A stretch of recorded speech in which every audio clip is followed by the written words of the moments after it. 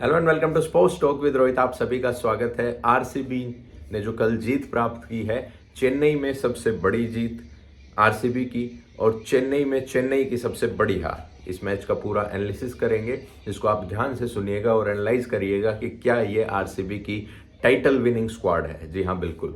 RCB की अगर मैं बैटिंग की बात करूं तो जब उन्होंने मैच शुरू किया, देखो टॉस जीत के गेंदबाजी करना चाहते थे, लेकिन टॉस जीतने के बाद उनको जो है ना वो बैटिंग मिली। वहाँ पे स्टार्ट करते हैं फिल साल्ट और विराट कोहली। हमेशा ये एक्सपेक्टेड था कि अगर फिल सॉल्ट जो है वो विराट के साथ खेलेंगे तो वो एग्रेसर खेलेंगे, और विराट कोहली जो है ना वो ऑलवेज एन एंकर खेलेंगे टी20 में। और फिल सॉल्ट ने यही शुरू किया, एग्रेसर खेले। पहले ओवर में थोड़े से जो है ना 2-3 गेंदों में फंसे, उसके बाद अच्छे 2 चौके लगाए तो बढ़िया तरीके से फंसे। फिल साल्ट का काम पूरे आईपीएल सीजन में यही रहने वाला है कि वो आके ताबड़तोड़ खेलें और धागे खोल दें।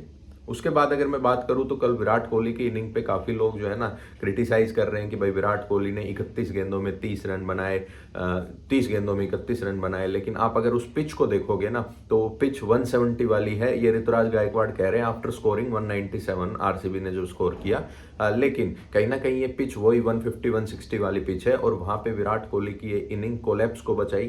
क्योंकि बाद में आपने देखा, latter half of the inning में देखा आपने कि आरसीबी एकदम से जो है ना 3-4 विकेट गवा के और फिर लास्ट ओवर में भुवनेश्वर कुमार और टिम डेविड पे निर्भर हो गई थी। तो वो बांध के रखना, अगर स्टार्टिंग में ऐसी सिचुएशन हो जाती ना तो आरसीबी बड़ी मुसीबत में फंस सकती थी।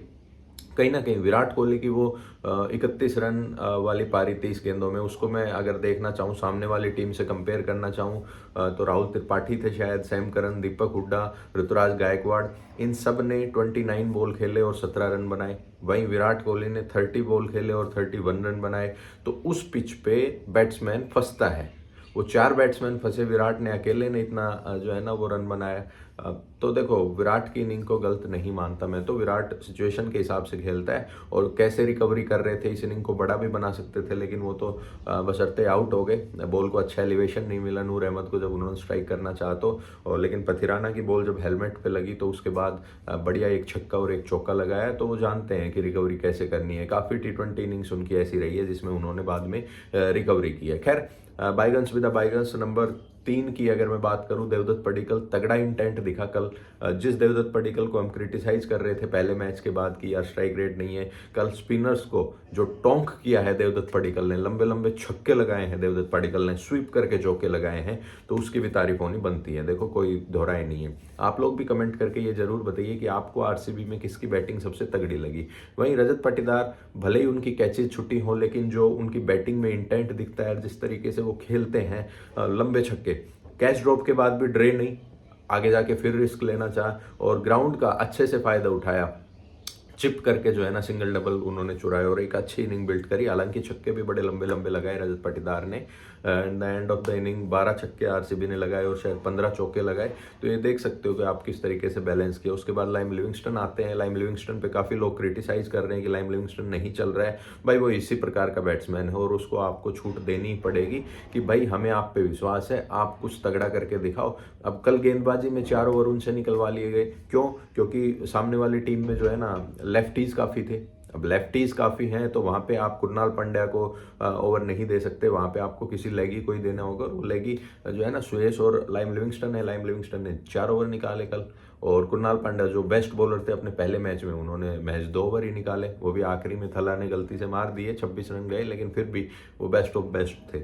ठीक है। उसके बाद अगर मैं बात करूँ तो उसके बाद आते हैं आपके जितेश का जो एक्स्ट्रा कवर के ऊपर वाला छक्का था, लाजवाब था। आप देखो किस तरीके से इस टीम ने जो है ना आती हैं और इंटेंट शो किया। और मैं तारीफ करना चाहूँगा एंडी फ्लावर की, मो बोबर्ट की, batting coach and mentor Dinesh Karthik की। हम प्लेयर्स की तारीफ में रह जाते हैं लेकिन इन कोचेस की तारीफ नहीं करते। कैसे कुणाल पांड्या को 2 ओवर दिए, कैसे बैटिंग में देवदत्त पडिक्कल का जो है ना मोरल बूस्ट किया पिछले मैच के बाद कि स्ट्राइक रेट आपकी कम थी, और लाइम लिविंगस्टन से 4 ओवर निकलवाना, मतलब किसी भी प्लेयर से उनका पोटेंशियल निकलवाया है इन दोनों तीनों बंदों ने। तो hats off to them also. ठीक है, और गाफर्स, हैट्स ऑफ। ठीक है। उसके बाद अगर मैं बात करूं तो टिम डेविड आते हैं। टिम डेविड जाने इसलिए जाते हैं, कुणाल पांड्या हालांकि थोड़े फंसे कल के मैच में, बैटिंग में उतने ज़बरदस्त नहीं और टिपिकल अपने स्टाइल में वो विकेट देके गए। उसके बाद भुवी थे, टिम डेविड थे। भुवी ने लास्ट बॉल पे मारा था मिड ऑन की तरफ, लेकिन रन नहीं लिया टिम डेविड ने। टिम डेविड को क्योंकि विश्वास था कि वो आखिरी ओवर में मार सकते हैं। शुरू की 2 गेंदें मिस की, फिर लगातार 3 छक्के मारे। और जो लोग कह रहे थे कि भाई टिम डेविड नहीं, रोमारियो सेफर्ड खेलना है, मुझे लगता है कि रोमारियो सेफर्ड भी मैक्स टू मैक्स उतना ही स्कोर कर सकते थे जितने टिम डेविड ने करे। आखिरी ओवर में 19 रन निकाले, 3 छक्के और 1 वाइड शायद टिम डेविड के सामने फेंकी गई सैम करन द्वारा। फिर आती है अपनी गेंदबाजी। अब आपके बोर्ड पे 197 है।